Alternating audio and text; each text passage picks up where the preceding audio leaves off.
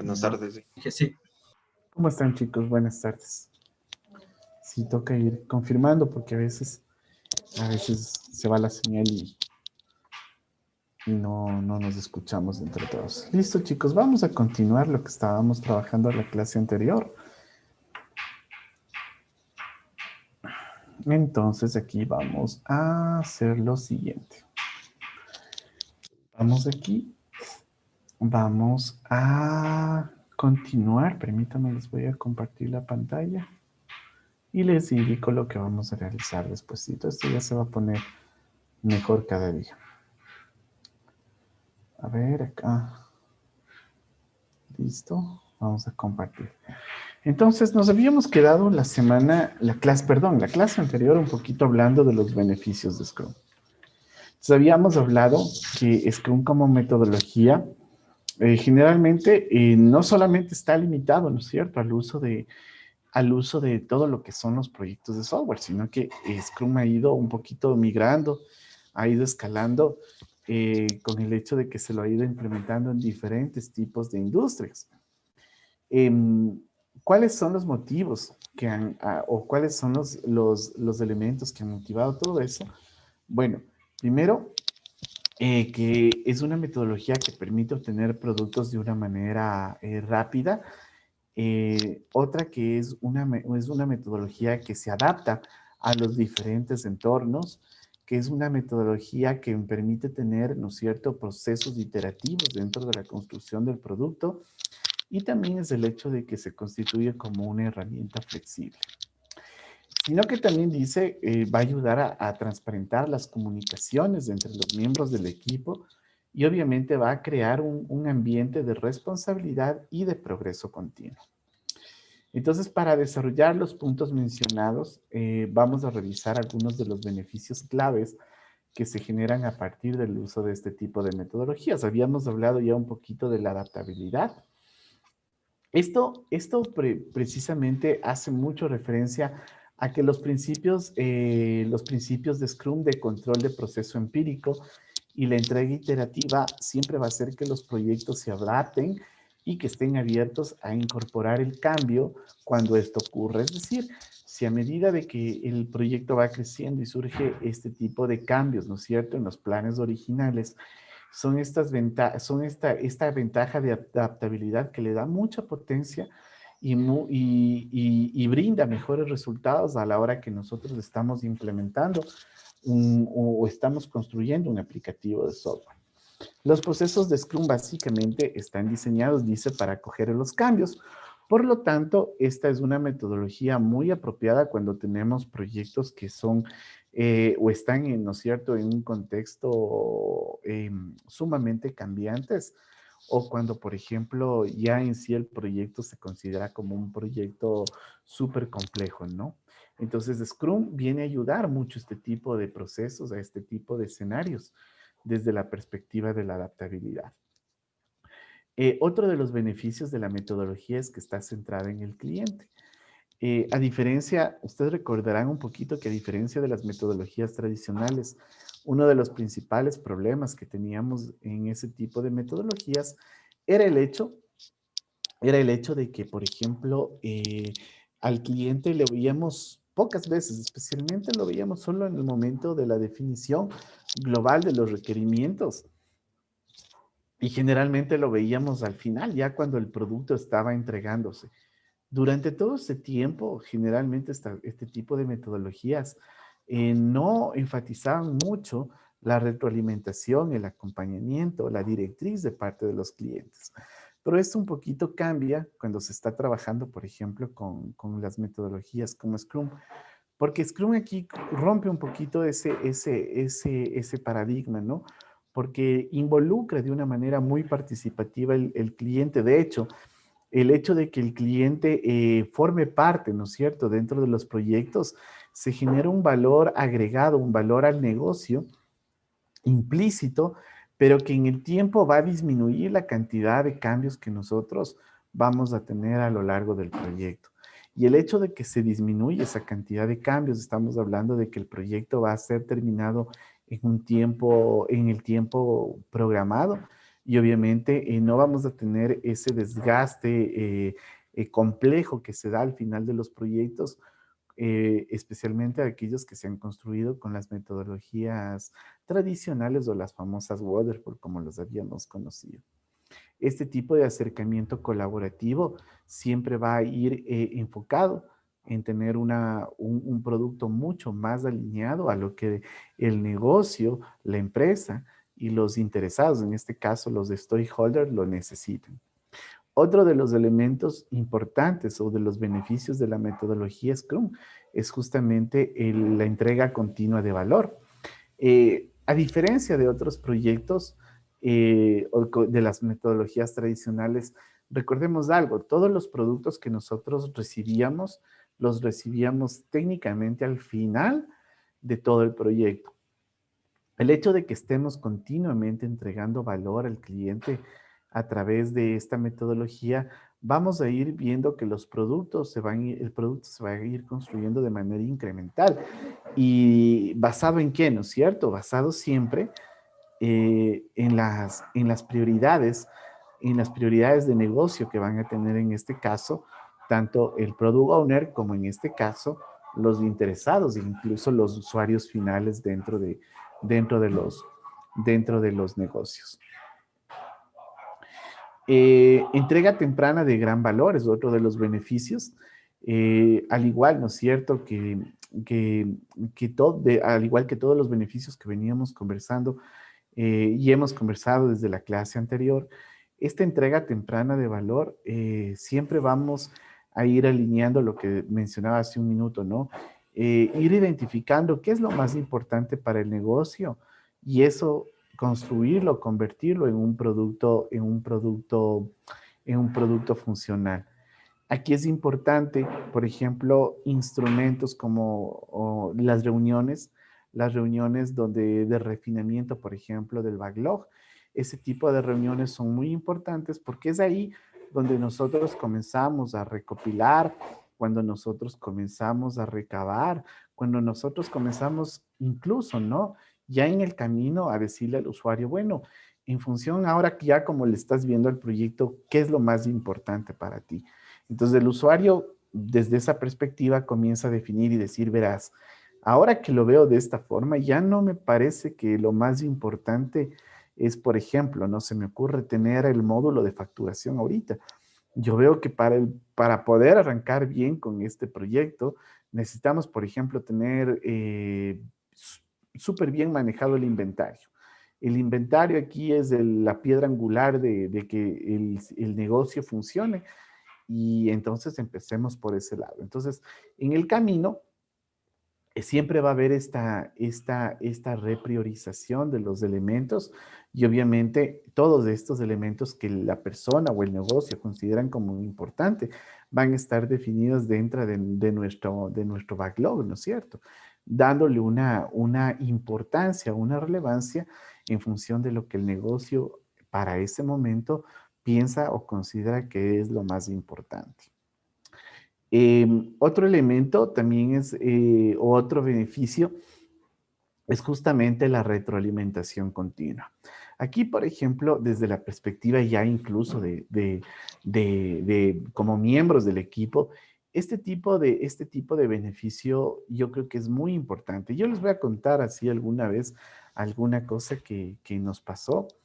Nosotros teníamos un equipo de desarrollo en una empresa X donde, bueno, constantemente estábamos nosotros trabajando, haciendo nuestras tareas, todo lo que se iba planificando.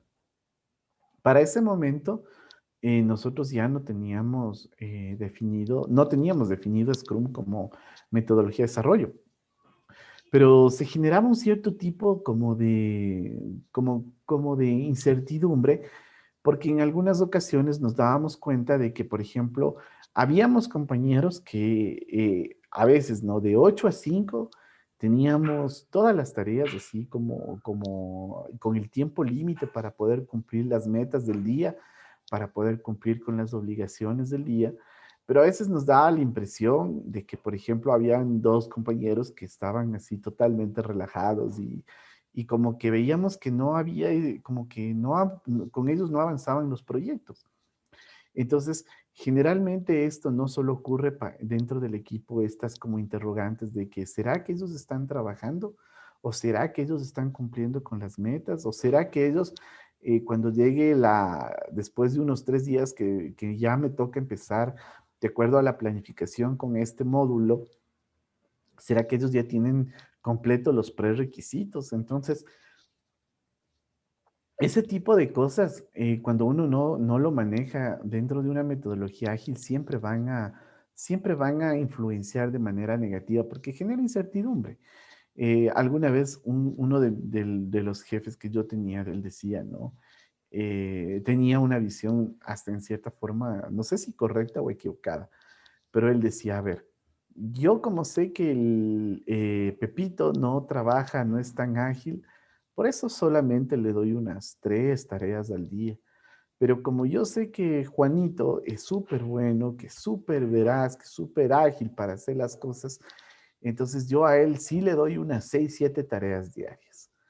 Entonces, si nosotros nos ponemos en el plano de jefe, bueno, o sea, parece algo lógico, ¿no es cierto?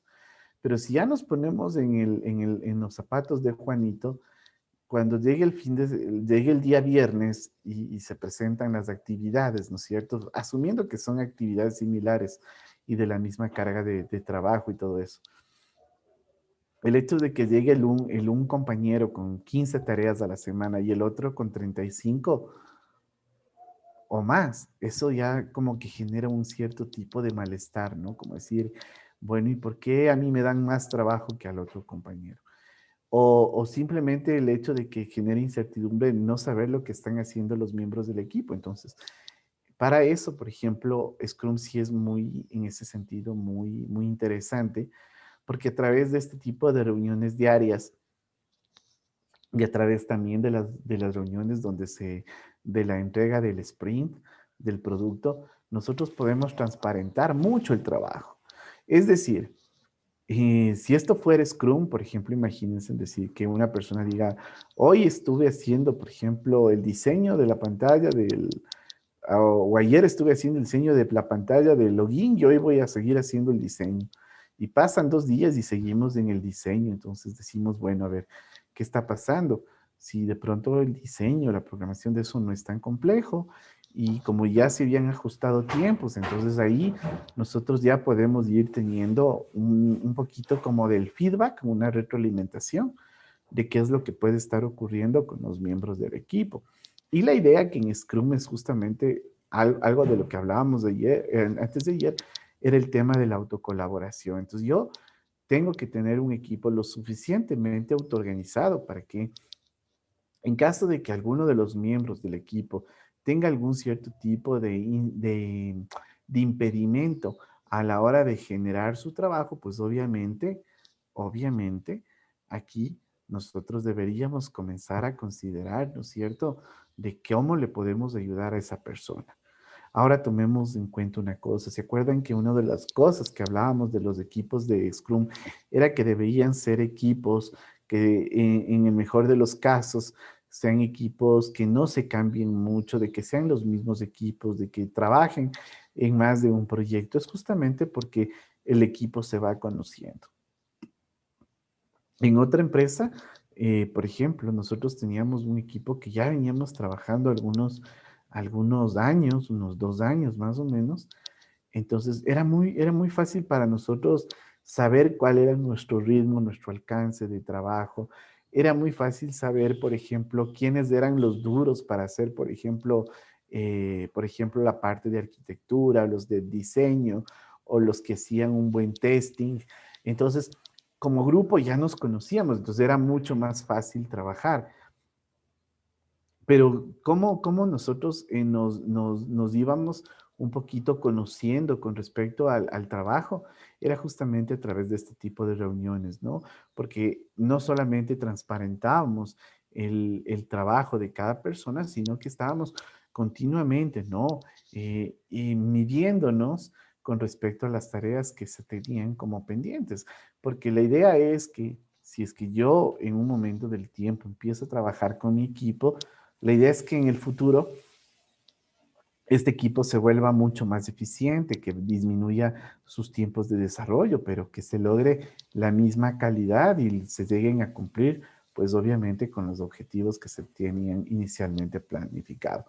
Y dentro de esto también está la transparencia. Entonces, yo no solamente que a través de las reuniones puedo mejorar la comunicación y un poquito que se visualice mi trabajo, sino que también dentro de este contexto de transparencia existen algunos elementos que van a permitir que no solamente los miembros del equipo, cualquier persona que venga a la oficina donde está trabajando el grupo de desarrollo, pues obviamente se pueda visualizar cómo va el avance del proyecto o cómo va el avance de ese sprint.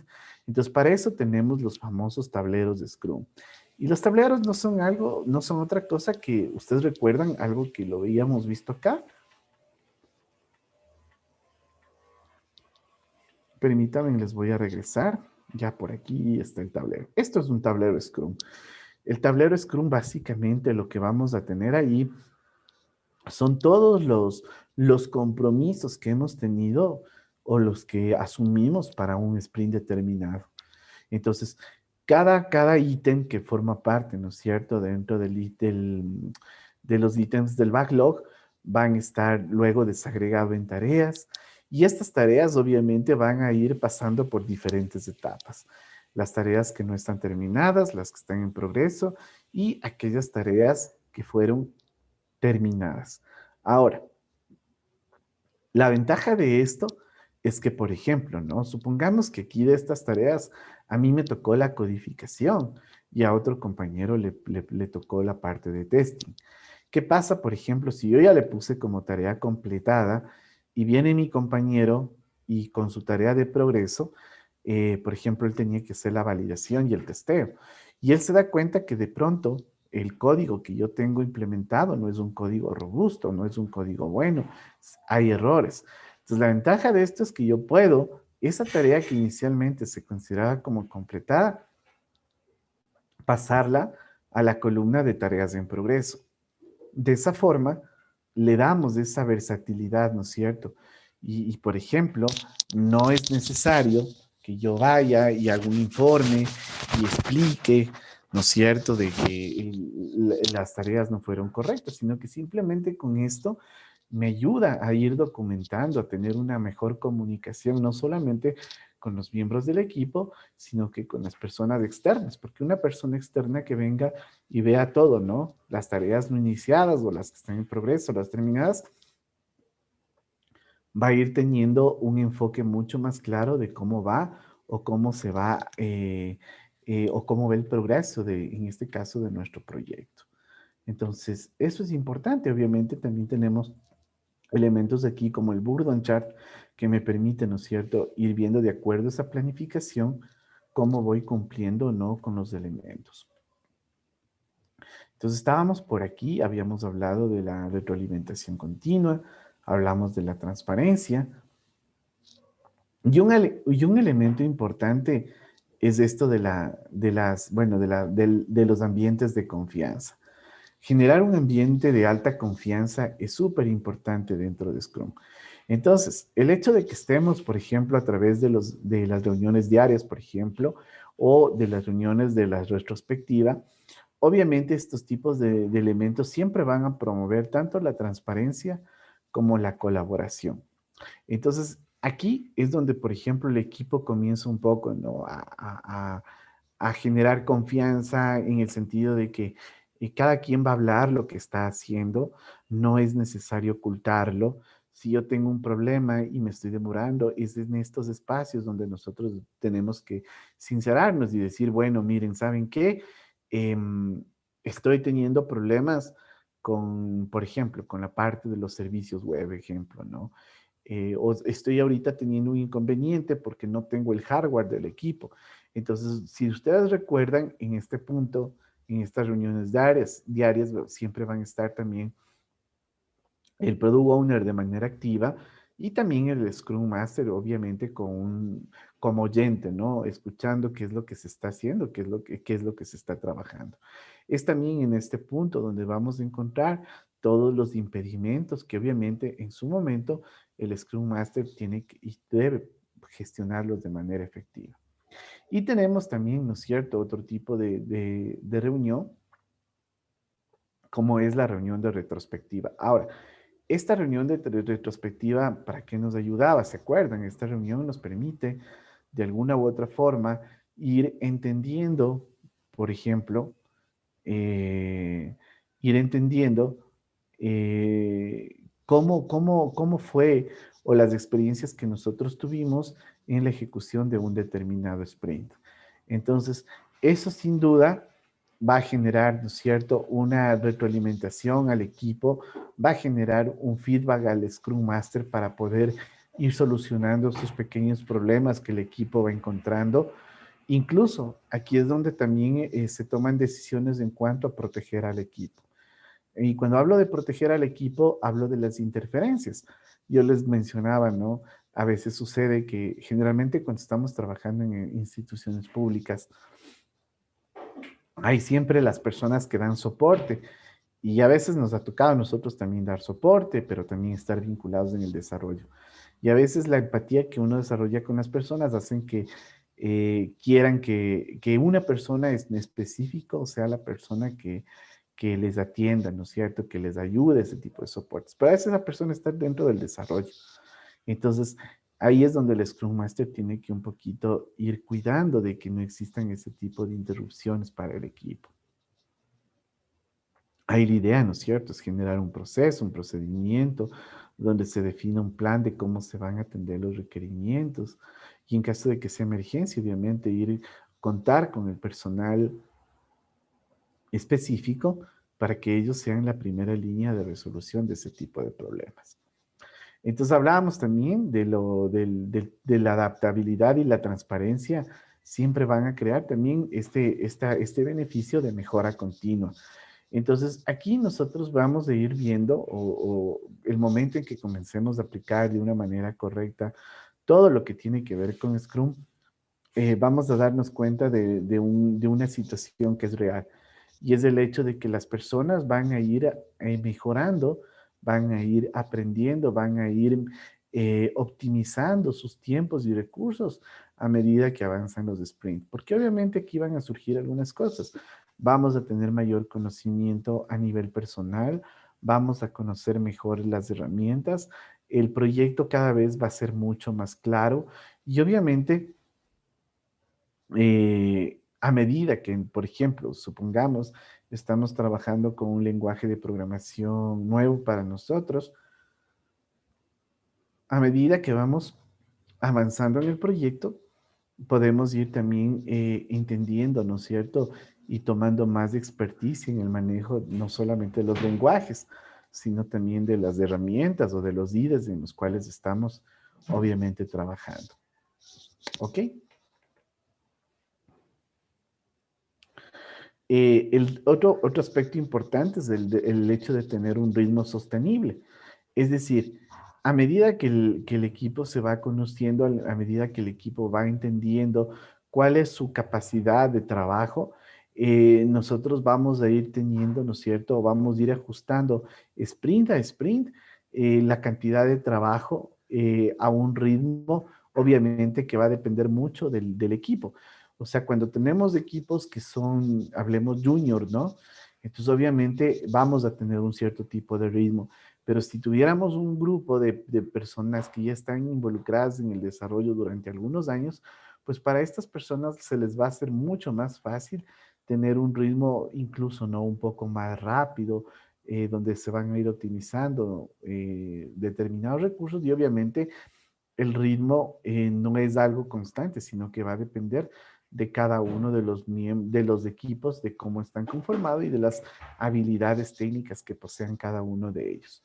Otro beneficio es el proceso de desarrollo eficiente. La idea es que Scrum ha observado que asignar bloques de tiempo, minimizar el trabajo no esencial, lleva a niveles mucho más altos de eficiencia dentro de lo que es la programación. Entonces ahí tenemos que también, ¿no? Si ustedes se acuerdan, aplicar la famosa ley de Pareto del 80-20, donde con un determinado porcentaje de lo más importante, vamos a cubrir el 80% de los requisitos que necesitamos como a nivel de funcionalidades. Otro tema también es la resolución rápida de problemas, porque dentro de Scrum sucede algo interesante, al igual que en muchas metodologías ágiles. Es el hecho de que en un momento dado del tiempo, nos vamos a encontrar con diferentes tipos los proyectos van a estar sujetos a cambios, y estos cambios, ¿no es cierto? Mientras más pronto se los gestione, obviamente vamos a tener muchos mejores resultados. Por eso es importante también tomar en cuenta que la colaboración y la ubicación de equipos multifuncionales dentro de un mismo espacio de trabajo también va a permitir que estos problemas se los vaya resolviendo en función del tiempo. Otro beneficio importante es el hecho de contar con entregables efectivos. Dice que el proceso de demostrar y validar el sprint y las revisiones regulares luego de la creación de los entregables siempre va a asegurar que los resultados efectivos al cliente. Es decir, siempre es importante ir tomando en cuenta el tema del acompañamiento. No es bueno o no se recomienda, ¿no es cierto?, que una vez que el software ha sido probado, testeado, se les ponga a los usuarios, o lo que sabe ocurrir, que se les pone a los usuarios en producción y bueno, que les vaya bien y ojalá no se les caiga la aplicación.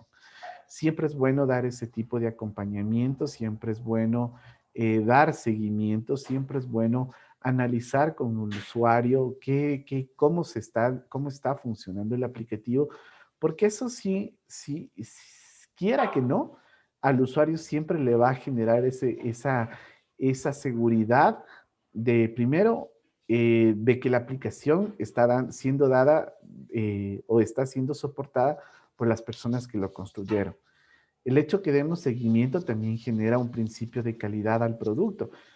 Y en caso de que, por ejemplo, se tenga aspectos por corregir, siempre es importante que en las fases tempranas eso se lo pueda desarrollar.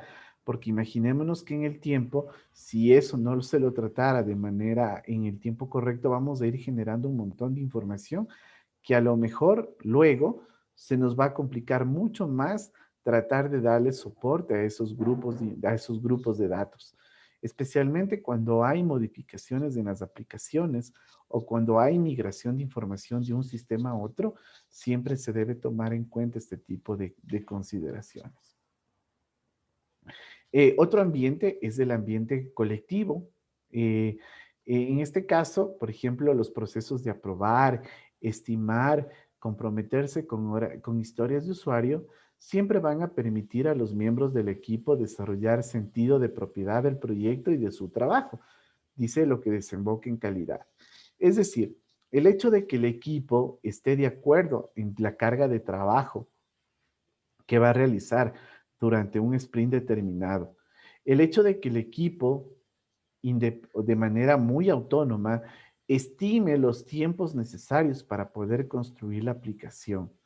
El hecho de que un equipo se comprometa en función de sus capacidades a realizar una tarea durante ese tiempo, eso siempre va a generar, ¿no es cierto?, primero, confianza, tranquilidad al equipo y obviamente siempre va a haber esa sinergia por parte de los integrantes eh, y digamos, ¿no? Vuelvo a repetir, esa tranquilidad de que nadie les está ejerciendo presión, sino que tienen autonomía completa para poder realizar este tipo de actividades. Velocidad, la alta velocidad es otro beneficio importante de Scrum, porque a diferencia de otras metodologías, este tipo de modelo de trabajo permite, ¿no es cierto?, sacar el máximo potencial de todos los miembros que están participando en el proyecto. Eh, Eso siempre es positivo porque de una u otra manera, el hecho de que cada miembro del equipo el miembro del equipo a la hora de designar las tareas asuma el compromiso de realizarlas. Entonces, de antemano estamos nosotros ya generando en ese contexto, estamos generando un compromiso implícito para que el proyecto tenga un ritmo continuo. Y ese ritmo continuo, obviamente, hace que los grupos se vuelvan mucho más funcionales, de que los equipos se vuelvan mucho más eficientes y en el tiempo vamos a tener productos de software mucho más rápidos de lo que hubiésemos tenido con las metodologías tradicionales.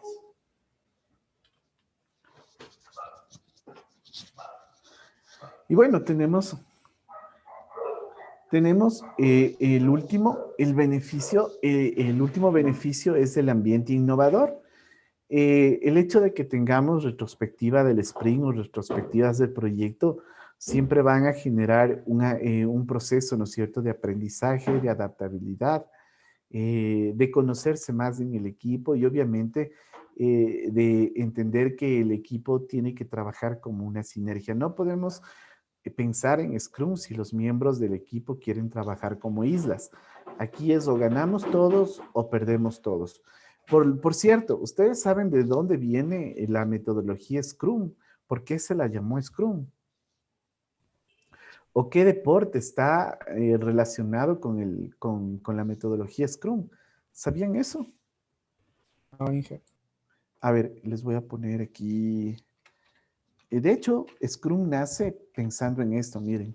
Les voy a poner aquí un video chiquito. Aquí. Eh, Veámoslo aquí.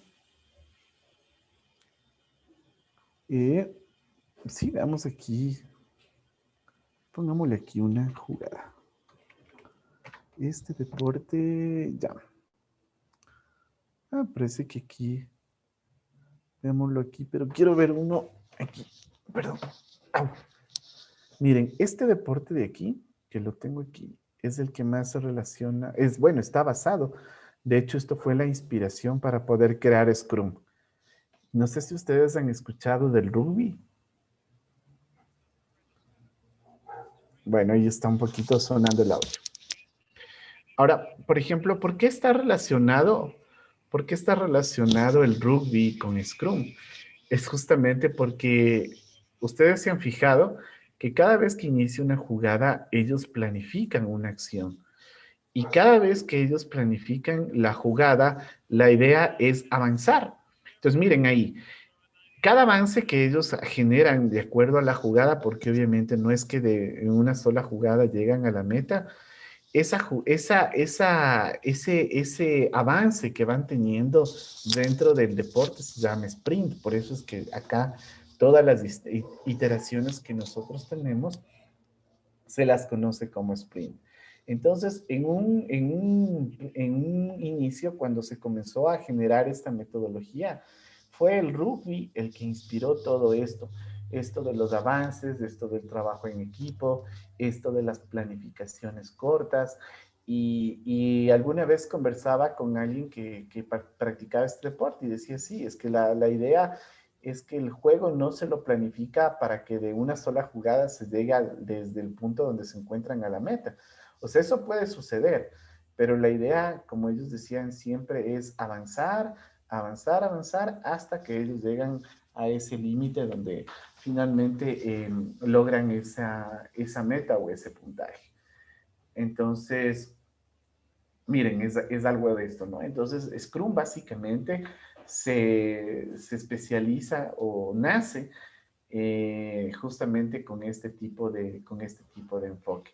Si ustedes aquí, por ejemplo, le ponemos aquí libros de Scrum, por ejemplo, ¿no? Digámosles PDF. De hecho, muchos de estos libros, pongámosle imágenes, algunos hacen, miren, por ejemplo, vean, aquí este libro, aquí está este librito, ¿no? Ah, miren que este libro es algo nuevo, no le había visto este libro. Pero miren, algunos de los libros siempre hacen referencia al rugby. ¿Sí se dan cuenta? Entonces, es algo interesante. Ojalá algún momento ustedes puedan... Ah, este es un libro pagadito, pero bueno, hay que buscarlo si se lo puede encontrar en una versión gratuita. Entonces, generalmente todos estos libros que hablan de Scrum, a ver, algunos de ellos, ¿no? hay algunos que están en inglés también, siempre están trabajando o están vinculados con la parte de lo que es del rubro. Entonces, miren, aquí está otro, ¿no? Entonces, eso es Scrum, eso dentro de este contexto se hablan de este grupo de beneficios.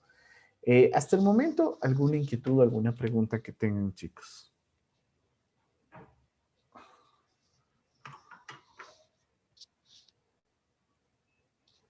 No sé si tienen alguna inquietud, alguna pregunta. A ver, yo les pregunto, ¿ustedes que están utilizando Scrum?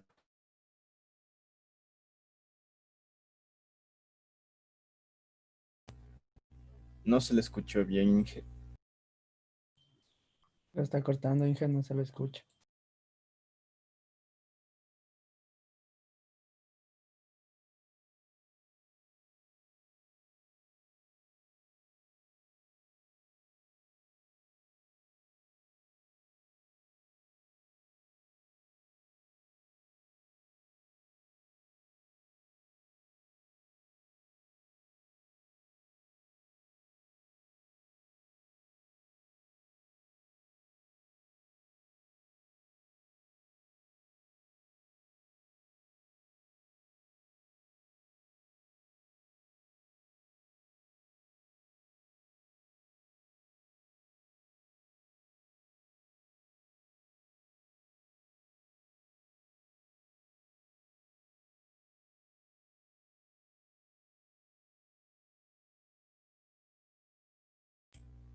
Oigan, pregunten para que no nos pregunte a nosotros, loco.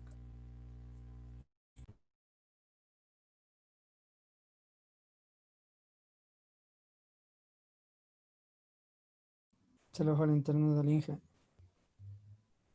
No,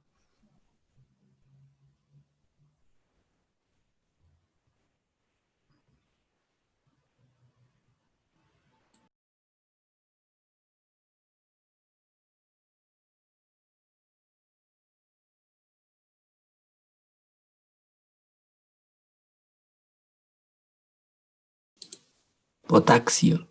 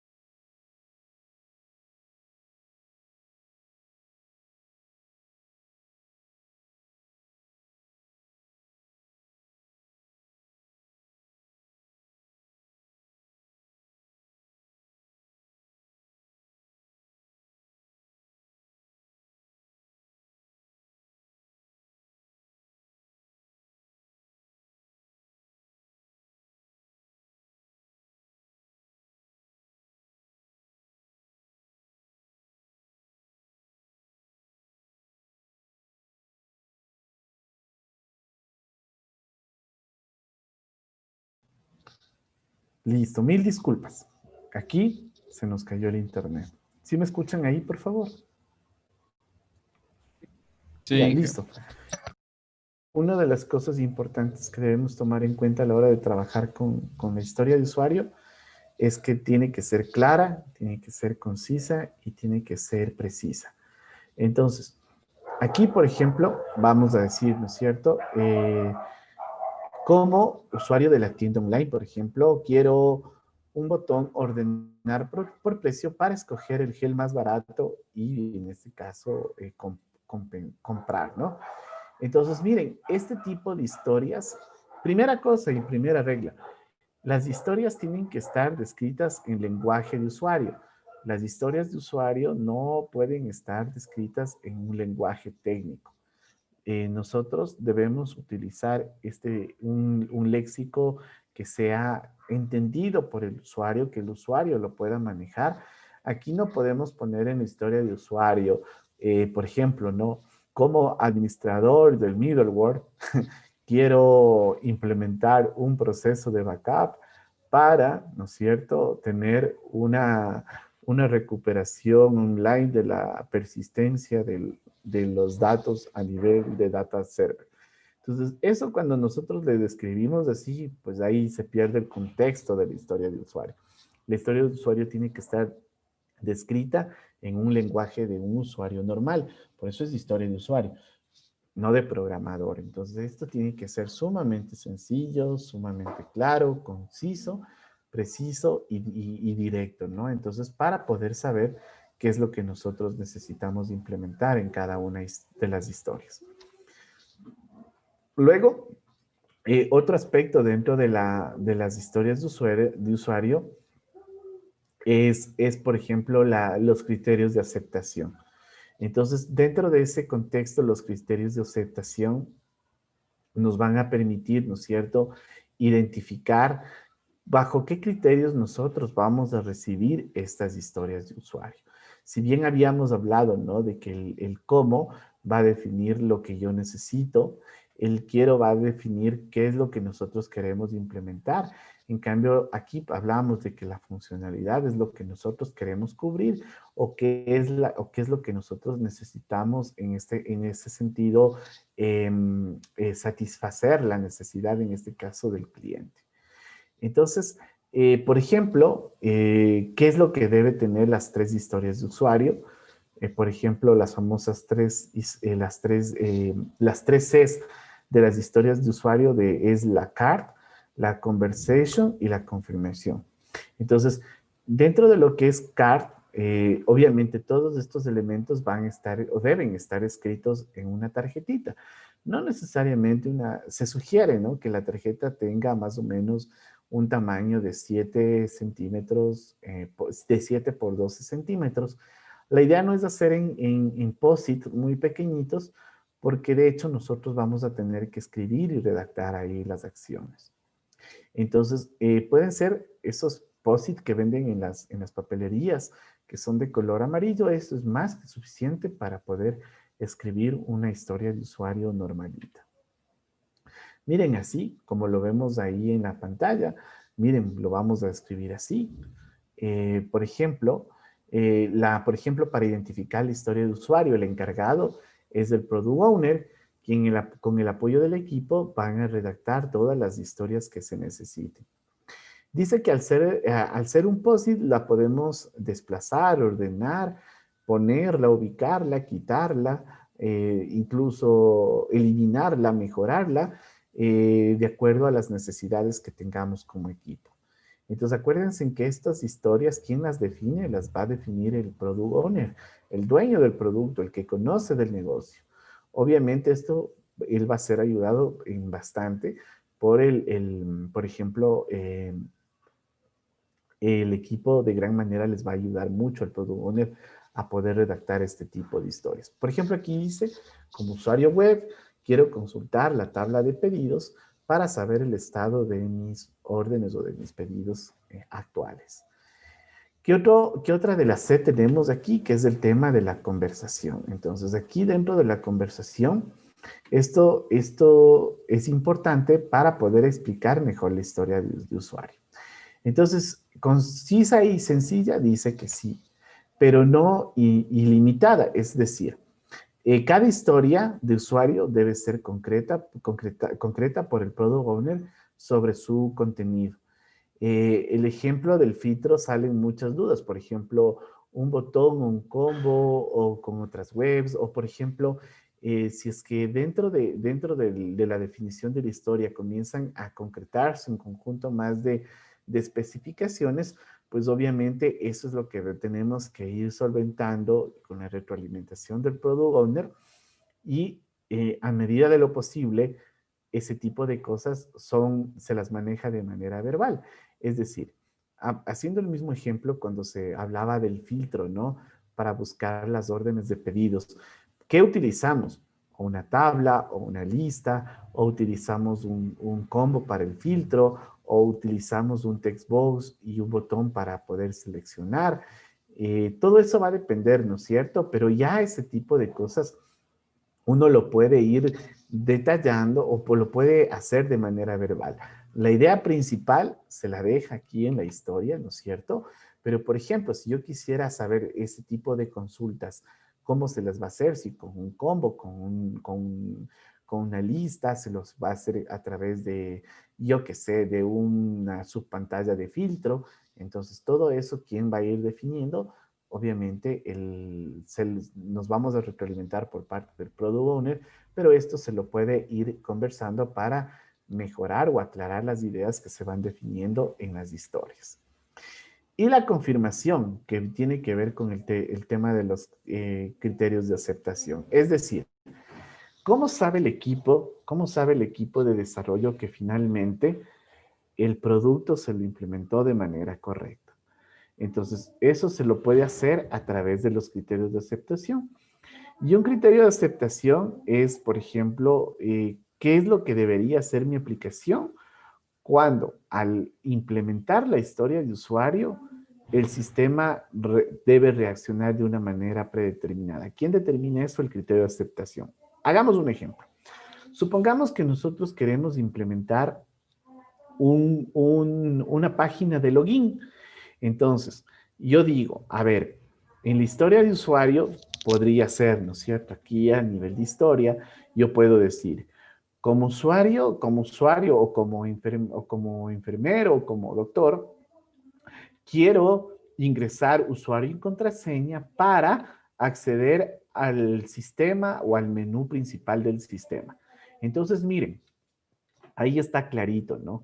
Como médico, quiero ingresar usuario y contraseña para poder ingresar al sistema. Entonces, vamos acá. Y viene la parte de la conversación. Entonces, le digo yo a mi Product Owner, oye, pero entonces, ¿los usuarios van a ser usuarios de dominio o van a ser usuarios que van a residir en el sistema? Entonces, primera pregunta, ¿no? ¿Son los usuarios del Windows, ejemplo, ¿no? O del Active Directory, o son usuarios que van a ser unos usuarios que los vamos a crear en una tabla, en una base de datos dentro del sistema? Primera pregunta que el Product Owner me puede estar diciendo, ¿sabes qué? Vamos a generar unos usuarios propios en el sistema porque vamos a trabajar, la aplicación va también a manejarse en la web y en la web ya no vamos a estar dentro del dominio. Entonces, primera pregunta solventada. Eso con respecto a la aclaración. Entonces, vamos a la parte de la confirmación. Yo le pregunto al Product Owner, le digo, ok, ¿qué pasa, Product Owner, si, por ejemplo, el usuario ingresa 3 veces mal la contraseña? ¿Qué hacemos? Entonces el Product Owner dice, a ver, verás, como es un sistema web, como vamos a estar expuestos en la nube, en caso de que el usuario ingrese de manera consecutiva 3 veces mal la contraseña, le vamos a bloquear. Bloqueamos el usuario y en ese momento le vamos a mostrar un mensaje o le mandan una notificación que se comunique con el administrador del sistema para que le vuelva a habilitar. ¿Ok? Ya. ¿Qué pasa si es que ingresa de manera correcta? Entonces, si ingresa de manera correcta, le vamos a mandar a la pantalla del menú al menú principal. Perfecto. ¿Qué pasa si ingresa mal la contraseña las 2 primeras veces? Pues tiene que salir un menú donde le digamos que en este caso, que un menú desplegable que me diga, o un mensaje ahí que me diga que la contraseña o el usuario están mal ingresados. Entonces, chicos, si se dan cuenta de eso, acabamos de tener una conversación virtual conmigo mismo, pero supuestamente era el Product Owner, donde le estoy preguntando qué hacer en caso de que tengamos el caso exitoso y qué pasa en el supuesto caso de que eso no se dé de manera exitosa. Es decir, vamos a irnos por el camino A y nos vamos a ir por el camino B. Entonces, ¿eso a qué nos lleva? A que aquí en los criterios de aceptación nosotros tenemos que documentar esto asociado a la historia. Es decir, mi primer por ejemplo, mi primer criterio de aceptación sería, ¿no? Por ejemplo, cuando el camino todo es feliz y digo, dado que me encuentro en la página, cuando ingrese el usuario y la contraseña de manera correcta, entonces el sistema se abrirá y se desplegará el menú de opciones. Ejemplo, ¿no?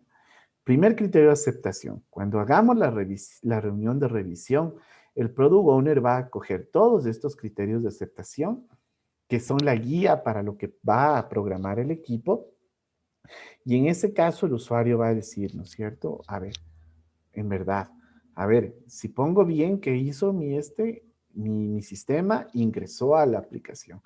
Y como mi código está cumpliendo lo que dice el criterio de aceptación, entonces el Product Owner dice, sí, está haciendo lo que solicité. Y el Product Owner va a decir, ahora póngame 3 veces más la contraseña. Entonces ponemos 1, 2, 3 y automáticamente le va a salir. Su usuario ha sido bloqueado. Por favor, comuníquese con el administrador del sistema a este correo electrónico. Ah, otro criterio de aceptación que habíamos definido y que se está cumpliendo a la hora de codificación. Entonces, si se fijan, claro, no solamente me baso en qué es lo que yo debo hacer. A través de la conversación, aclaro cómo se lo debe implementar. Y a través de la confirmación, ¿no es cierto? ¿Qué es lo que estoy logrando?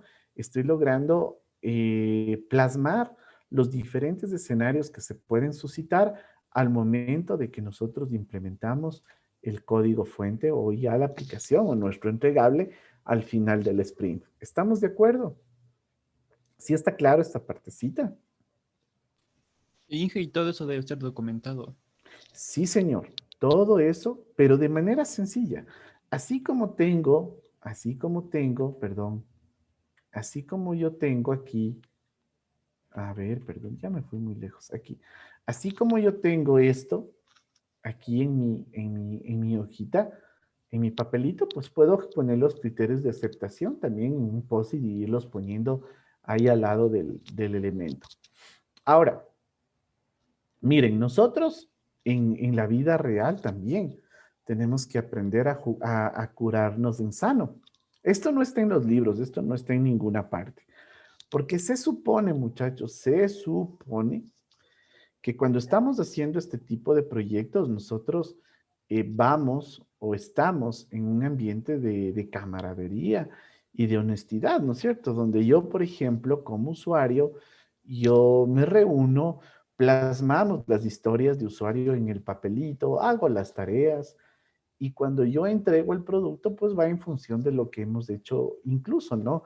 No necesito un software especializado para manejar esto, sino que simplemente pegando en la pared de mi oficina o en la pared de mi trabajo, con masking, poniendo ahí, ¿no es cierto?, mis tareas o mis historias, poniendo acá ya el desglose de las tareas terminadas, como hablamos hace un minuto del tablero, ¿no es cierto? Yo me hago con masking mi tablerito y con los post-it puedo ir poniendo ahí mi gestión. Eso es más que suficiente. Mucho más que suficiente. Entonces, ¿cuál es la idea, muchachos? ¿Cuál es la situación? Por experiencia, alguna vez nos pasó algo, que nosotros teníamos un producto de software por hacer. Entonces, ¿qué sucede? Que las personas que lastimosamente para ese proyecto no tuvimos un buen product owner, es decir, no había una persona que esté de cabeza, clara en el negocio, que, por ejemplo, que esté continuamente retroalimentando al equipo sobre el desarrollo. Entonces sucedió algo, muchachos, sucedió una situación. Em, Estábamos haciendo el proyecto, se construyeron las historias de usuario en este caso, con la persona responsable y empezamos ya el desarrollo. Entonces, la pregunta que nosotros hacíamos, y bueno, ¿no? Estos son todo es de experiencia, chicos.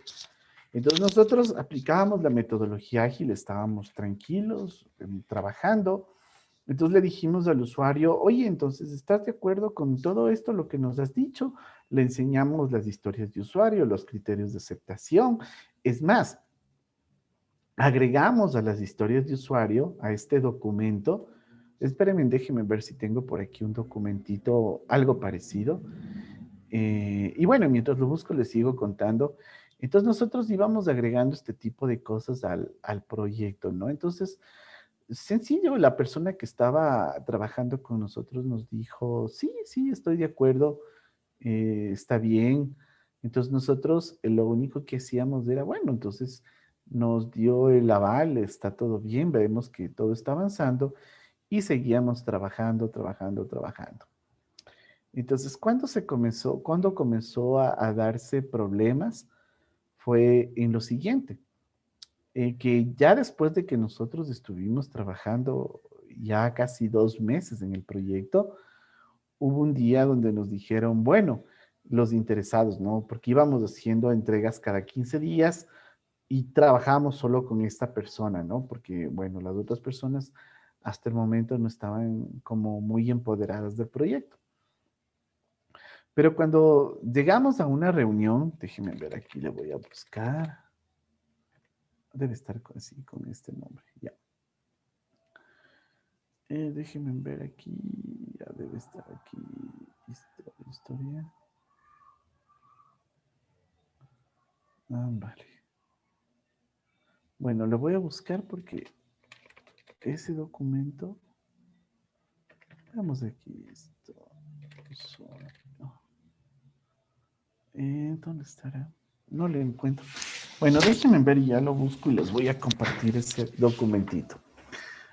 La historia, la cuestión, muchachos, es la siguiente. Cuando llegamos a la reunión ya con todos los stakeholders, con todos los interesados, cuando nosotros teníamos un producto, la situación fue la siguiente, que en plena presentación, muchas de las personas que estaban participando ahí nos comenzaron a decir, no, eso no está correcto, el proceso no funciona así. Y nosotros nos asombramos porque decíamos, pero bueno, no, a ver, aquí está el experto y el experto nos dijo que hay que hacerlo así. Y la sorpresa nuestra fue más cuando el experto se comenzó a hacer el loco. O sea, él decía, no, yo no dije eso, yo no dije eso. Era como, no sé, me imagino que para justificarse delante de todos y para decir que los que entendimos mal fuimos los que estábamos haciendo la aplicación. Entonces, algo que nos dejó como aprendizaje todo eso fue lo siguiente. Es que todo esto de las historias, todo esto de los criterios de aceptación, todo esto tiene que quedar plasmado en un documento con firma de responsabilidad. Entonces, ¿qué es lo que estamos haciendo? A pesar de que las metodologías ágiles me dicen, oye, pero bueno, chévere, o sea, pórtate bien con el usuario. Si el man te pide algo que le cambies, cámbiale. No le pelees, no le discutas, no te enojes. Y claro, esa es la visión, decir, bueno, ya, yo lo hago, no hay problema. Pero de ahí, muchachos, a que el usuario le diga, sí, tú entendiste mal las cosas porque yo te expliqué bien, pero vos has hecho mal. Eso es otra cosa. ¿Sí me hago entender?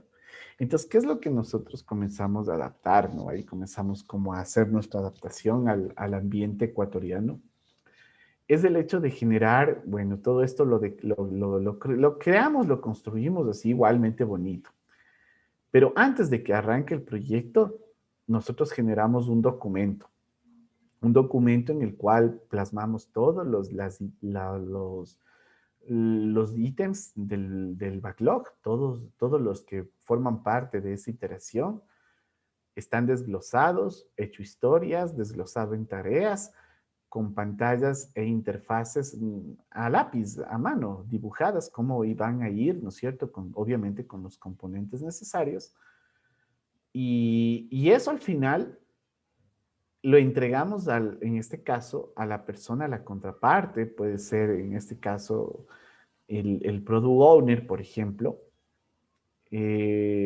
para que él coja y diga, a ver, sí, esto es lo que yo les expliqué, esto es lo que yo necesito, y bueno, entonces product owner, fírmanos y chévere, y nosotros arrancamos. Eso fue una adaptación que nosotros hicimos dentro de esta institución, es una institución pública en la que trabajamos. Obviamente porque nos dábamos cuenta de que si no había responsabilidad de las personas a la hora de entregar la retroalimentación, a la hora de generar las historias de usuario, nos dábamos cuenta de que sí había ese como que, bueno, si me equivoco es culpa de los de sistemas o es culpa de los que están haciendo el sistema porque yo sí les expliqué todo bien y bonito y no era cierto. O sea, sí me hago entender, es un poco irónico esa partecita. Entonces, obviamente, la pregunta del compañero es sí, aquí vamos podemos en un ambiente donde entendemos que el product owner también está muy comprometido, que está claro de que no es la persona que lanza la piedra y esconde la mano, chévere, yo lo puedo manejar esto solamente con papelitos y todo bonito. Pero si estoy manejando un ambiente donde, bueno, también necesito que que las personas asuman su rol y su responsabilidad a la hora de generar de entregar una información correcta, entonces, chicos, no hay otra cosa más que hacer que lo que yo les digo, una pequeña adaptación, es decir, llevar todas estas cositas, estas historias, todas las tareas a un documento con los criterios de aceptación, con las interfaces gráficas a mano y decirle, usuario, revise y si está de acuerdo, firme, porque usted va a ser responsable de que lo que me está entregando está bien. ¿Qué estoy haciendo con eso? Estoy haciendo que la gente también se comprometa, porque ya como tengo que poner mi firma, estoy diciendo, sí, yo di el aval o yo retroalimenté de tal manera de que sí, estoy de acuerdo con lo que los de sistemas o los de software entendieron y a partir de eso también es mi responsabilidad. Aunque no lo crean, esta pequeña implementación que se hizo, comenzó a girar en el proyecto. Le dio 180 grados hacia lo positivo, porque ya la gente no venía a trabajar con la información hueca o la información a medias, ya venían con leyes, con reglamentos, con normativas, y se sentaban a trabajar igual con nosotros. Entonces el usuario ya no era ese usuario que venía a sentarse en la silla, a cruzar la pierna y a bostezar y hasta a veces a dormirse al lado de los que programamos. Ahora le estaba ahí validando, diseñando los flujos de información, modelando el proceso, etcétera, etcétera, etcétera. Entonces es una forma en cómo nosotros vamos a hacer uso de esto. ¿Nos estamos yendo contra la metodología? No, porque sí, estamos prestos al cambio, pero estamos haciendo que alguien se haga responsable de lo que está haciendo, nada más. En un contexto general, miren, esta es una plantilla donde se puede realizar una historia de usuario. ¿Qué vamos a tener aquí, no? El número de la historia, el número del cliente, el usuario con el que interviene en esa parte del proceso, el nombre de la historia, la prioridad, los puntos estimados, ya vamos a hablar de la estimación de puntos, el riesgo, ¿ok? ¿A qué iteración está asignada? ¿Quién va a ser responsable de esa historia? Y la descripción de la misma. Entonces, aquí y abajo la validación es el criterio de aceptación. Entonces, miren, si yo quisiera ya hacerlo un poco más formal, mi historia, puede ir en ese esquema, pero la redacción de la misma puede ir así sencillita como la hacemos. Es decir, esa redacción iría aquí donde dice descripción. Y básicamente tenemos ya, si se dan cuenta, una historia mucho más formal, más elegante, donde podemos también ir teniendo un mejor orden a la hora de planificar los proyectos. ¿Qué características esenciales tienen las buenas historias de usuario Scrum? Bueno, hay algunas características que son importantes a tomar en cuenta. Por ejemplo, para que las historias de usuario, en este caso, todas aquellas que están relacionadas a la metodología Scrum, sean unas historias, digamos, buenas, deben cumplir con la siguiente regla que se llama la regla INVEST. ¿Y qué quiere decir INVEST? Pues chicos, es I de independiente, N de negociable, con la B de valor, con la E de estimable, con la S de pequeña, hablando de small, ¿no es cierto?, en inglés, y la T de testeable. Entonces vamos a hablar un poquito de estas. ¿Por qué una historia tiene que ser independiente entre sí? Esto me permite poder llevar a cabo en el orden que más nos convenga según las prioridades que establece el Product Owner. Es decir, mis historias tienen que ser tan generales que me permitan tener esa flexibilidad, esa independencia, de que si yo considero, ¿no es cierto?, que una de ellas tiene más prioridad sobre otra, eso, por ejemplo, yo lo pueda realizar sin ningún problema. Que no me genere esa dependencia, como por ejemplo, ¿no?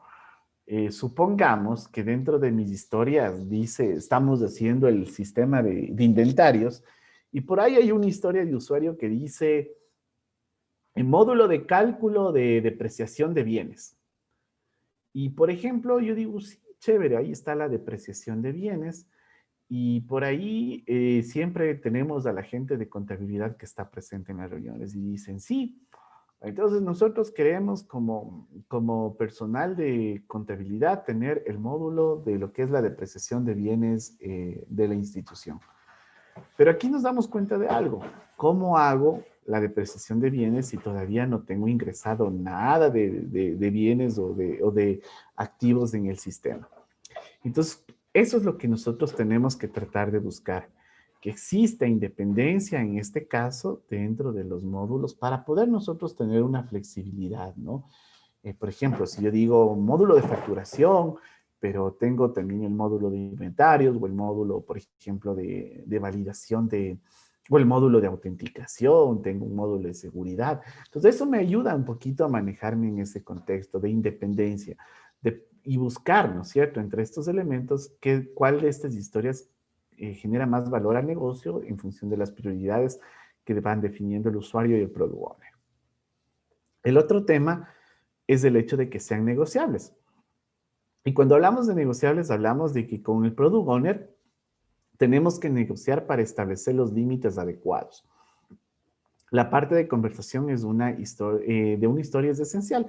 Es decir, la historia, aparte de ser independiente, nos debe permitir la capacidad de negociar dentro de los límites adecuados. Entonces, por ejemplo, alguna vez yo les veía o estaba viendo cómo gestionaban un proyecto y a veces las personas que no han hecho nunca software, especialmente los usuarios normales, piensan que uno se sienta en el sistema y le habla a la computadora, ¿no? Así le habla así algunas palabras mágicas y el sistema aparece por obra de magia, ¿no? Así, ¡paga! Ahí en la pantalla. Entonces, la verdad es que ustedes que ya están programando o han empezado a programar, ¿no es cierto?, ya aplicaciones transaccionales, se dan cuenta de que no es tan así, de que uno necesita, por ejemplo, tener por atrás todo un bagaje de conocimiento, se necesita que los requerimientos estén claros, se necesita también que lo que nosotros vamos a construir encaje dentro de los tiempos que vamos a necesitar. Entonces, esas historias nos deben permitir manejarnos de eso, no negociar. No podemos tampoco hacerle demasiadamente generales, porque imagínense lo que sería hacer, ¿no?, una historia general donde sabemos que de pronto internamente tiene hasta submódulos y esos submódulos también se pueden ir dividiendo en componentes mucho más pequeños. Entonces, la idea es justamente tener esa flexibilidad para poder negociar con el Product Owner dentro de límites adecuados a la hora de desarrollar el código. Valor para el usuario, es decir, el para que habíamos definido en la historia es fundamental, puesto dice que se ha de entender que la funcionalidad siempre tiene, en este caso, tiene que estar enfocada a satisfacer una necesidad que tenemos del lado de nuestro usuario y obviamente esto tiene que ser totalmente comprendida y plasmada por el equipo de desarrollo a la hora de construir la aplicación. También tiene que ser estimable, es decir, tiene que tener la capacidad de poder estimar el esfuerzo que se va a poner y se va a poder aplicar a esa historia. Como yo les decía, hay algunas corrientes donde en algunos casos la estimación se le hace por historias, por cantidad de historias, que es una unidad de medida, o en otros casos yo he visto que se lo asigna por horas. Entonces, ¿qué es mejor? Pues bueno, todo depende, ¿no? Todo depende porque si yo estoy en un equipo nuevo donde no nos conocemos, donde no sabemos la velocidad que tiene el equipo, a pesar de que la teoría me dice, ¿no? O sea, si es nuevo el equipo, no abarquen tanto, no se llenen de tanto trabajo hasta que ustedes mismos se vayan midiendo cuánto pueden abarcar y cuál es la capacidad que podrían llegar a tener. A menos que no se tenga esa experiencia, sí es recomendable hacerlo por horas. Entonces yo puedo hacer una planificación de pronto hasta mucho más exacta por horas y eso de pronto me podría ayudar a tener una mejor estimación a la hora de planificar mis actividades. Otra de las características, hablábamos de que sea pequeño, puesto que dice que el equipo de desarrollo puede asumir en un sprint. No puedo tener un nivel de granularidad y no cometer el error de llevar una historia, una tarea, pero tampoco puedo tener cometer el error de tener una historia y dejarla de manera tan general que abarque un grupo de historias. Entonces, la historia, aquí lo importante es que debe ser de un tamaño pequeño o de tal manera que el equipo esa historia la pueda englobar o la pueda introducir dentro de la ejecución de un determinado sprint. Dependiendo del caso y de ser posible, dice que algunas veces estas historias pueden abarcarse dentro de varios sprints. Entonces, eso va a depender mucho de cómo nosotros la vamos a ir desglosando. Y la parte de testeable significa que para poder confirmar que está totalmente implementada, se deben aplicar determinados criterios de aceptación, que es lo que yo les mencionaba hace unos momentos. Tengo que validar en función de las diferentes respuestas que tenga el código o tenga la funcionalidad. Pues en función de todo eso, nosotros podríamos generar un determinado criterio para poder ir validando de que cumplimos con el objetivo y en este caso con las necesidades que se iban plasmando a nivel del dueño del producto. Hasta aquí, muchachos. ¿Alguna inquietud o alguna pregunta? Inge, disculpe, yo tengo una pregunta. Dígame, por favor, le escucho. Bueno, a mí no me quedó muy claro entre quiénes generan las historias de usuario, si generan los desarrolladores o el product owner. El dueño del producto es el que desarrolla el que tiene claro lo que se necesita implementar. Entonces, él es el que genera, claro, es que acuérdense que el product owner es el que representa a los interesados, el que representa al usuario, y él generalmente es el que va a estar ahí, ¿no es cierto?, definiendo qué es lo que se necesita implementar. Ahora, las historias también pueden ser, ya cuando estamos ahí, ¿no es cierto?, poniendo las historias o definiendo los ítems del backlog, que se conoce también. Cuando nosotros estamos definiendo eso, el equipo también puede aportar con historias. Entonces, si bien la voz mandante la tiene el product owner, el equipo también puede incluir historias ahí adentro. Algo como esto, ¿no? Por ejemplo, supongamos los usuarios dicen, bueno, vean, ahorita nosotros hemos, como empresa, hemos adquirido la plataforma Office 365, por ejemplo, ¿no es cierto?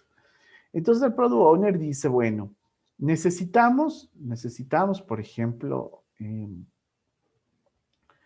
implementar el módulo de autentificación, ¿ya? Eso es lo que dice el Product Owner para garantizar la seguridad de acceso al sistema.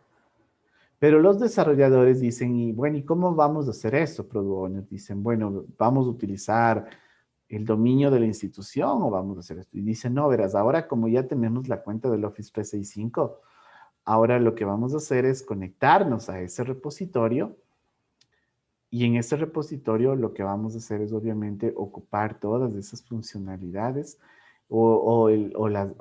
las cuentas creadas en ese dominio de Office 365 para loguearnos a la aplicación. Entonces, ahí el usuario o los programadores dicen, ah, ya, entonces espérame un ratito. Entonces, no solo es una autenticación, nosotros tenemos que generar, por ejemplo, un módulo de validación de cuentas o tenemos que implementar un servicio web. Y ahí es cuando el equipo comienza a darse cuenta de que ellos también pueden ir aportando historias para poder complementar lo que se necesita construir. No sé si ahí me hago entender. Sí, ¿Ya? entonces sí, se podría decir que las historias de usuario nacen también a partir de los requerimientos, ¿o no? Exactamente, exactamente. Es muy acertado lo que usted nos acaba de mencionar. Si bien, como les digo, el Product Owner tiene conocimiento del negocio, pero a veces el Product Owner no es técnico, no está ligado a la parte del software. Entonces, el Product Owner lo único que va a decir es, vean, yo quiero que el sistema haga esto, esto, esto en este flujo de proceso y así es como debe funcionar. Por eso es importante que el equipo, cuando se está definiendo esto o alimentando el Product Backlog, el equipo tiene la capacidad de decir, bueno, pero si tu requerimiento es a través de esta tecnología, pues tenemos que incrementar estas otras historias para poder dar soporte a tu requerimiento. ¿Sí me hago entender? Entonces, allí vemos que no solamente el dueño del producto es el que aporta, sino también, en este caso, los desarrolladores. Por ejemplo, yo en las reuniones que he estado, incluso, chicos, les puedo manifestar que no solamente el product owner es el que está ahí alimentando las cosas. He visto reuniones donde están los interesados, los stakeholders, los interesados del producto, están los usuarios finales y ellos también ayudan en este proceso de definición. Entonces, generalmente el usuario dice, pero no se olviden de que tenemos que, por ejemplo, se me ocurre, ¿no? Sacar los reportes para poder emitir yo qué sé, al Ministerio de Finanzas. Ya, entonces, está anotado anotado las historias, anotado los ítems. Entonces, ya cuando está todo eso, comenzamos, ¿no? Entonces, bueno, a ver, entonces, ¿qué es lo más importante? ¿Qué creen que sería lo más importante? Y negociamos qué nomás podemos desarrollar para este sprint, el primer sprint. Entonces ahí el usuario dice, verá, lo primero que nosotros necesitamos, se me ocurre, para el sistema de inventarios, por ejemplo, es registrar el activo dentro del sistema. Como sea, lo primero que queremos hacer es migrar todos los activos que tenemos en la institución. Entonces ahí comienza la negociación, ¿no? Entonces el Product Owner puede decir, bueno, entonces vamos a hacer, ¿no es cierto? Yo como usuario quiero ingresar activos fijos para, ¿no es cierto? Analizar la disponibilidad de los activos de la institución, algo así.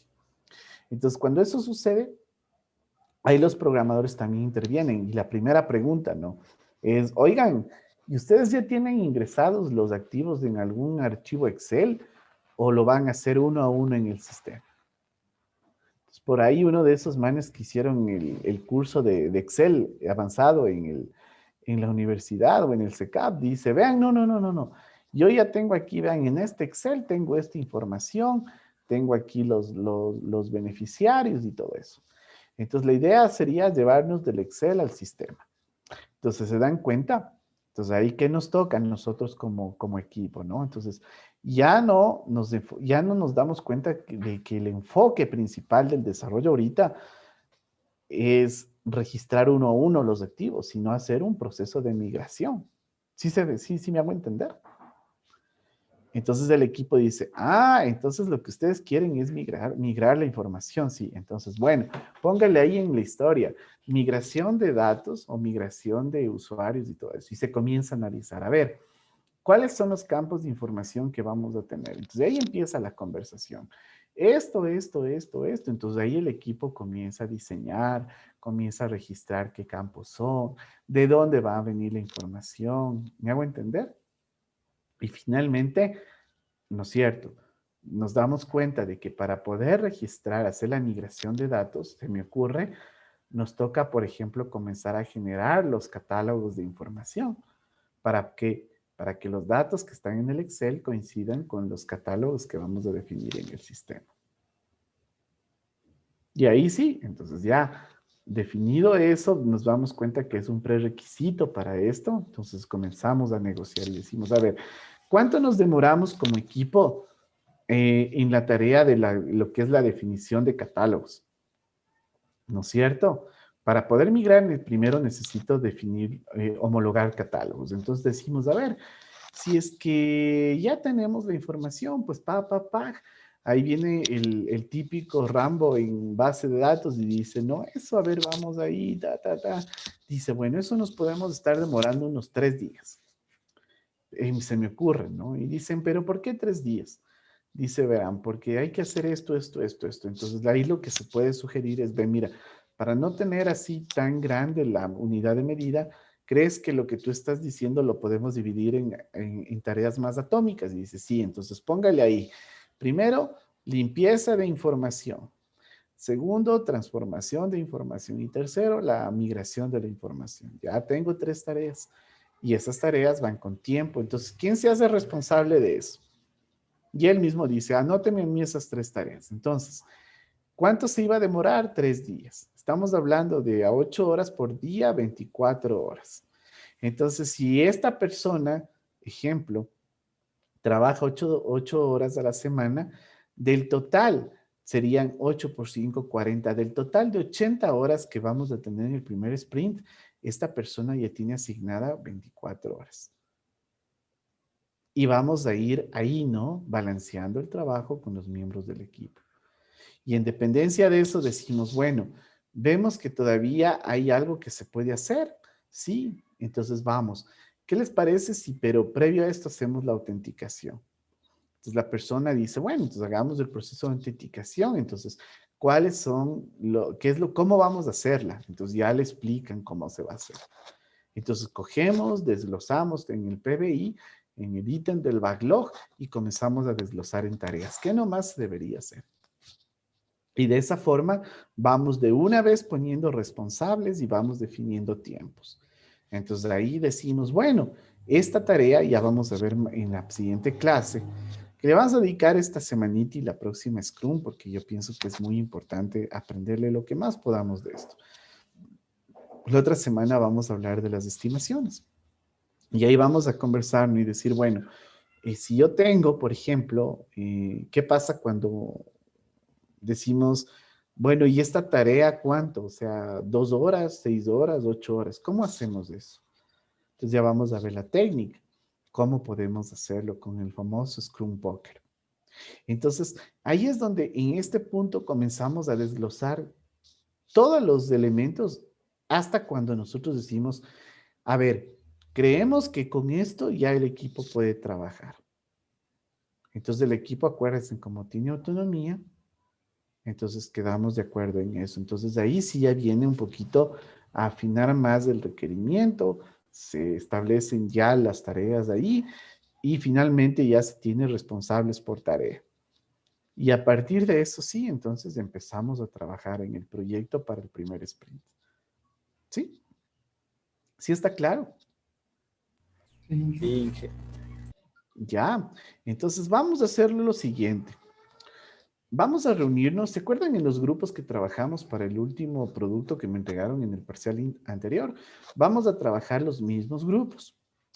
¿qué es lo que vamos a hacer? Yo soy el cliente ahora. Ustedes son, ahora cada grupo es un equipo de desarrollo. Estamos. Entonces yo voy a fungir como cliente y como medio product owner a la vez. Entonces yo les digo, bueno, verán, equipos o equipo, ¿no? Pensamos que solo hay un equipo, pero ya saben que es para los 3 equipos de esto. Les voy a decir, miren, saben que hay una situación. La empresa quiere poner a disposición de los clientes una aplicación móvil. Una aplicación móvil que haga algo como lo siguiente. Los usuarios generalmente, pensemos que es para la corporación favorita, ¿no? Para Supermaxi. Y que también se puede utilizar para cualquier otro tipo de negocio de este tipo. Pero pensemos que somos la corporación favorita. Y les digo, miren, ¿saben qué? La corporación está pensando en que los usuarios, ayudarles a los usuarios un poco la vida. ¿Qué es lo que vamos a hacer? Quiero que planifiquemos o vamos a construir una aplicación que me permita, por ejemplo, planificar las compras que yo quiero hacer. Es decir, yo al momento que ingrese al aplicativo de software, al teléfono celular, ¿no es cierto? Y dé clic en la aplicación, automáticamente me tiene que aparecer, por ejemplo, un menú donde me diga, ¿quieres planificar tu próxima compra? Y yo le voy a decir sí. Entonces, cuando yo le diga que sí, lo siguiente que me va a desplegar es, por ejemplo, una lista de todos los productos. Bueno, hablemos de bueno, digamos, todos los productos que tenemos. Y en esa pantallita, en esa lista de productos, el usuario pueda ir dándole solo un clic o puede ir, no sé, ustedes ahí son los programadores, pero yo quisiera que el usuario se le despliegue, por ejemplo, se me ocurre, ¿no? Pollo, carne, chuletas, salchichas, yo qué sé. ¿Qué más puede comprar? Mortadela, jamón. Entonces, la idea es que yo diga, a ver, voy a comprar pollo y el momento en que yo me acuerde que es pollo, entonces yo le marco a ese ítem y ese ítem de alguna manera se tiene que quedar grabado para esa planificación que estoy construyendo. Y luego digo, a ver, ¿qué más? Ah, carne, tengo que comprar más abajito, sigo revisando en el celular y veo que dice manzanas, toronjas, yo qué sé, uvas, y voy marcando.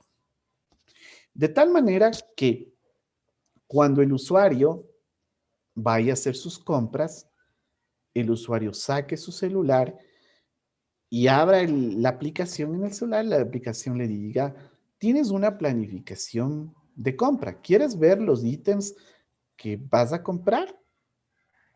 Entonces, cuando yo le diga, darle clic ahí en comprar, ¿no es cierto? O le diga, sí, quiero ver qué es lo que tenía que comprar, pues me va a aparecer todo lo que yo seleccioné. El pollo, la carne, las manzanas, las de estas. ¿Sí me hago entender qué es lo que queremos? ¿Sí? Una especie de asistente de compras, Inge. Exactamente. Exactamente eso. Entonces, ¿cuáles son las únicas 2 cosas que deberíamos tomar en cuenta? Miren que ahorita soy el product owner y yo les estoy explicando lo que debemos hacer. Entonces, yo quiero que, por ejemplo, primero, que la aplicación sea fácil de usar, que no sea compleja, ¿no? Que la planificación sea sencilla, que el usuario no tenga que hacer tantas cosas. Acuérdense que a la hora de comprar lo que más necesito es agilidad dentro del proceso. Otra cosa que yo necesitaría es que, por ejemplo, me permita, así como me permite crear una planificación, yo quisiera que me permita cerrar la planificación, es decir, decirle que después de que yo haya comprado, que me diga, ¿quieres cerrar esta planificación? Y yo le diga, sí, porque ya compré, entonces voy a cerrar. Entonces, así como abro una planificación, creo quisiera cerrarla o ponerle un estado de finalizado para que ya luego no me recuerde esos ítems que ya compré. ¿Sí me hago entender? Y la próxima vez que vaya a comprar, que también me diga, quieres crear una nueva planificación y de pronto como ya cerré la anterior, ¿no es cierto? Pueda crear una nueva. O en su defecto, supongamos, yo llego a mi casa y digo, a ver, quiero crear o quiero, en este caso, crear mi, quiero crear quiero crear la nueva planificación de compras y dice, bueno, entonces crea. La creo y plic, ya selecciono los productos.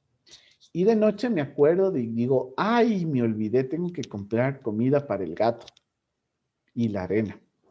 Entonces, entro a la aplicación y se acuerdan que yo en la mañana había creado ya algunos ítems, entonces tendría que la aplicación darme la oportunidad de agregar algún ítem más, si es que en ese caso la planificación de compra todavía está habilitada y no ha estado cerrada. ¿Ok? Entonces, chicos, primera cosa, ¿qué es lo que vamos a hacer? Necesito que ustedes construyan todo lo que es las historias de usuario y quiero que cada historia de usuario esté detallada en tareas. Eso para la próxima semana. ¿En qué formato me lo van a entregar? En un formato Word, sencillito. Van a poner, ¿no es cierto?, la historia de usuario como tal y desagregado ya en tareas. ¿Ok? Ya la tarea le van a dar ustedes un tiempo aproximado a cada tarea que ustedes asignaron. Es decir, por ejemplo, si por ahí uno de ustedes dice, bueno, vamos a hacer, por ejemplo, ay, perdón, yo mostrándoles mi escritorio de Windows. Por ejemplo, si hay alguien dice, bueno, vamos a hacer pongámoslo así, Windows, MS. No digo que lo van a hacer así igualito a lo que yo voy a hacer ahorita, ¿no? Pero la idea es que se parezca en el sentido conceptual. Es decir, ustedes me van a entregar a mí ese documento y decirme, oye, usuario, mira, aquí está lo que tú pediste, revísalo, ¿estás de acuerdo? ¿No estás de acuerdo? Ustedes me van a entregar las historias de usuario, me van a entregar las tareas y me van a entregar, ¿cómo se llama? Los diseños de pantalla posibles que va a tener la aplicación, ¿ok? Los diseños lo pueden hacer en Pencil, hay una herramienta que se llama Pencil, o pueden hacerlo a mano alzada, pero que los dibujos sean bonitos, ¿no? Y que se entiendan. Entonces, lo que yo les digo es, por ejemplo, aquí. Yo digo, voy a construir un login, ¿no es cierto?, el cual me permita ingresar, ¿no es cierto?, usuario y contraseña. Digamos que esa es la primera parte de mi sistema o la parte del registro, ¿no? Pensemos, este es un ejemplo, no digo que esto va a ir en nuestro sistema que estamos construyendo. Entonces, esta es la parte funcional, ¿no es cierto? Aquí va a ir el usuario, acá va a ir la contraseña. Entonces, aquí nosotros le vamos a decir, bueno, ingresa usuario y contraseña. Entonces, listo, esta es la historia, ¿no? Entonces, como usuario, quiero ingresar usuario y contraseña para ingresar a la aplicación. Entonces, esta historia de aquí, yo la voy a dividir en tareas. Entonces, aquí voy a tener un conjunto de tareitas. Por ejemplo, ¿qué tareas voy a tener aquí? Por ejemplo, se me ocurre, permítanme aquí, le podemos a poner ejemplo, ¿no? Diseño de interfaz, ¿sí o no? Voy a decir diseño de interfaz. Por acá le voy a decir, por ejemplo, vamos a hacer lo que es vamos aquí a hacer el diseño del modelo entidad-relación. Vengo acá y digo, vamos a hacer lo que es la codificación. ¿Ok? Y por acá le vamos a poner la parte de pruebas, se me ocurre, ¿no? Y listo, entonces, por ejemplo, sería una historia con unas 4 tareitas, ejemplo. Entonces, esta tarea le vamos a decir, esta tareita de aquí la va a hacer Pepito Pérez, ¿no es cierto? Y Pepito Pérez dice que se va a demorar, ejemplo, 4 horas. Ustedes van a buscar ahí en internet unos formatos bonitos. Yo les estoy dando aquí una idea así a mano alzada. Entonces, ustedes van a decir, bueno, el modelo de entidad de relación la va a hacer, por ejemplo, Carlitos González. Y esto se va a demorar aproximadamente 2 horas. ¿Sí? Es obviamente estos tiempos, ¿quién los define? Las personas que se van a hacer cargo. Por ejemplo, ya vamos a ver en la otra semana, ¿qué pasa cuando alguien diga, bueno, la codificación? Y esto le toca hacer, por ejemplo, a Hernán. Y Hernán dice, bueno, yo me voy a demorar unas 29 horas, 30 horas. Y me dicen, oye, pero 30 horas no está mucho. Y ahí viene la parte de la negociación. ¿Por qué? ¿Por qué tú dices 30 horas? O sea, ¿cuál es el problema? Y van a decir, bueno, lo que pasa es que verán, yo en mi vida había programado en Xamarin y la verdad es que si es que yo me pongo ahorita a hacer, me va a costar también aprender un poquito. Entonces, por ejemplo, por ahí aparece alguien otro compañero del equipo, acuérdense de la autoorganización. El compañero puede decir, no, mira, yo ya he hecho esto, pienso que no deberían ser 8, yo te sugiero para mí, eso deberían ser máximo unas 3 horas. Entonces, ahí empieza el equipo a negociar y dicen, bueno, o sea, el uno dice 3, el otro 8, ¿tú qué opinas? Otro dice, para mí, pues unas 5. Y entonces comienza a negociar el equipo y finalmente dicen, bueno, verás, Hernán, yo te voy a colaborar aquí, te voy a enseñar cómo se hace para que esta parte que no le tienes claro la puedas hacer más rápida. Entonces la vamos a dejar con 5 horitas. Entonces, miren, ya no son 8, son 5. Y ahí empieza la técnica de negociar las estimaciones. ¿Sí? Y luego, obviamente, ¿quién hace las pruebas? Aquí va a ser Carlita Lara, por ejemplo, ¿ya? Y dice, Carlita Lara se va a demorar en hacer pruebas unas 3 horitas. Entonces aquí sucede algo interesante, que aquí ya comienzo a ponerle tiempos responsables, desagrego las tareas de esta historia, y si se dan cuenta, si yo sumara todas las horas que están aquí planificadas, esta historia, ¿cuántas horas ya tiene asignadas? Tiene 9, 10, 11, 14 horas. Entonces yo me doy cuenta de que ya tengo 14 horas. ¿Sí? Entonces esa es la idea y ese es el ejercicio. Acuérdense que el producto final, ustedes como equipo, no para la próxima semana, para dentro de 15 días, ¿sí? Me van a entregar un APK, me van a enviar un APK de esta funcionalidad, de este producto. ¿Ok? Pero vamos a aplicar todo esto. ¿Qué les recomiendo, chicos? Como recomendación, si es que quieren aprender algo nuevo y que sea fácil de utilizar, pues les recomiendo que si quieren lo pueden programar esto utilizando Xamarin. Y Xamarin no es otra cosa que C# por abajo, ¿no? O sea, me va a decir, bueno, ¿por qué les recomiendo que hagan con esto? De hecho, si quieren, hagámoslo mandatorio para que todos hagan con esto. Porque luego de que ustedes estén haciendo esta partecita del documento, obviamente esto me van a entregar primero en un Word, ¿no es cierto? Pero luego vamos a ver cómo este proyecto nosotros le vamos a llevar hacia una herramienta en la cual vamos a vincular lo siguiente. Vamos a vincular, aquí vamos a vincular de una manera muy clara todo lo que tiene que ver con respecto al desarrollo, a la metodología y al proyecto. ¿Ok? Entonces, estas 3 cositas vamos a unirles. ¿Ok? Esto les vamos a unir para que funcione de una manera súper atractiva. Ya van a ver que esto se puede lograr. Es decir, no voy a manejar metodología de manera aislada, tampoco desarrollo de manera aislada, ni tampoco, ¿no es cierto?, la parte del proyecto de manera aislada. ¿Qué vamos a hacer? A integrar metodología, proyecto y desarrollo en un solo entorno. ¿Qué les recomiendo? Hagamos con Xamarin este proyecto. ¿Ok? ¿Qué necesitan para poder trabajar con Xamarin? Lo único que necesitan, miren, es instalar esto que está aquí, este Visual Studio, que es gratuito, que no cuesta, la versión Community, miren, está aquí. Y lo único, eso sí, que necesitamos es que cuando le instalen le habiliten solamente lo básico y también lo de Xamarin y listo, y estamos para poder construir aplicaciones móviles utilizando esto.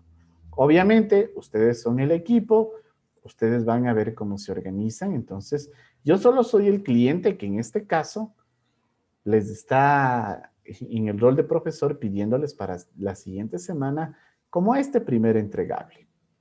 Luego vamos a manejar aquí la parte de la metodología y finalmente vamos a construir nuestro programita y van a ver que ustedes van a generar un producto que va a ser 100% funcional aplicando una tecnología que de pronto no la han manejado hasta ahora, pero que es sumamente fácil de implementarla. ¿Estamos de acuerdo, chicos? Ok.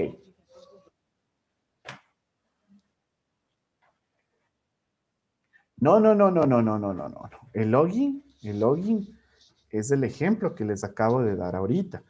Lo que ustedes tienen que hacer es lo que les mencioné verbalmente hace unos instantes. El asistente exacto, el asistente para que sea mi recordatorio de lo que yo tengo que comprar en el supermercado. Eso es lo que tenemos que hacer. Aquí lo que hice fue solamente un ejemplo. Con un login. No es necesario porque el teléfono lo voy a ocupar yo. Si fuera una aplicación web, a lo mejor sí, pero como el teléfono es de uso personal, entonces no necesito loguearme, solamente necesito decirle de pronto, no sé, ya, genera tu recordatorio, ya. Entonces yo comienzo a ordenar mis productos. Luego puedo seguir agregando a ese pedido, a ese recordatorio, más productos.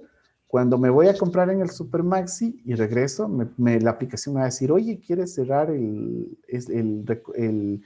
este recordatorio que tienes aquí?